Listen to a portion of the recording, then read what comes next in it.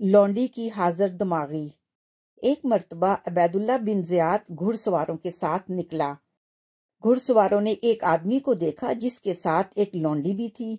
وہ لونڈی انتہائی حسین اور جمیل تھی۔ گھڑ سواروں نے اس آدمی کو دھمکی امیز لہجے میں پکارا، اس لونڈی کو ہمارے حوالے کر دو۔ اس آدمی کے پاس ایک کمان تھی۔ اس نے گھڑ سواروں میں سے ایک آدمی کو دے ماری، جس سے کمان کی تیر ٹوٹ گئی اور گھڑ سواروں کو طیش آ گیا۔ چنانچہ اسے پکڑنے کے لیے سارے ہی گھڑ سوار اس پر ٹوٹ پڑے۔ اس سے لونڈی کو چھین لیا۔ وہ آدمی اپنی جان بچا کر ان سے بھاگ نکلا۔ چونکہ گھڑ سواروں کی توجہ کا مرکز لونڈی ہی تھی، اس لیے آدمی سے ان کی توجہ ہٹ گئی۔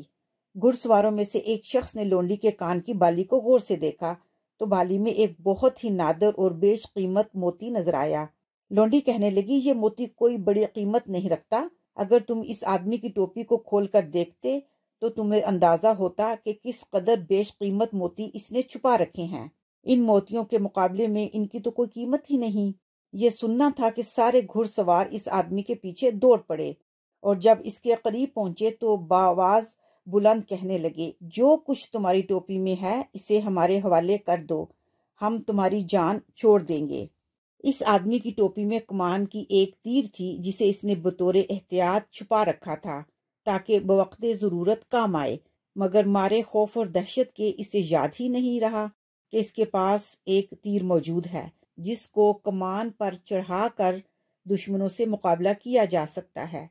گھڑ سواروں نے جب ٹوپی کے اندر کا سامان طلب کیا تو فوراً اسے یاد آ گیا کہ میں نے تو کمان کی تیر ٹوپی کے اندر چھپا رکھی ہے۔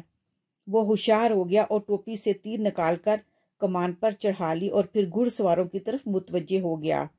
جب گھڑ سواروں نے اس کی یہ جرأت مندانہ کیفیت دیکھی تو پیٹھ پھیر کر بھاگ کھڑے ہوئے اور لونڈی کو چھوڑ دیا۔ اس طرح لونڈی کی حاضر دماغی نے ابن زیاد کے آدمیوں کو ناکام کر دیا۔ شکراً۔ بدو خاتون کی دانشمندی۔ اسماعیل کہتے ہیں، میں نے ایک بدوی خاتون کو دیکھا جو انتہائی حسین اور جمیل تھی، مگر اس کا شوہر ایک بدصورت اور بدشکل انسان تھا۔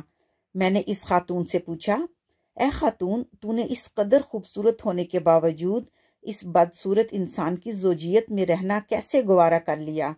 تو وہ کہنے لگی، دیکھیے جی، ہو سکتا ہے کہ میرے اس شوہر نے اپنے رب کی فرما برداری کی ہو، جس سے خوش ہو کر اللہ سبحانہ و تعالی نے مجھ جیسی خوبصورت بیوی سے اسے نوازا ہے۔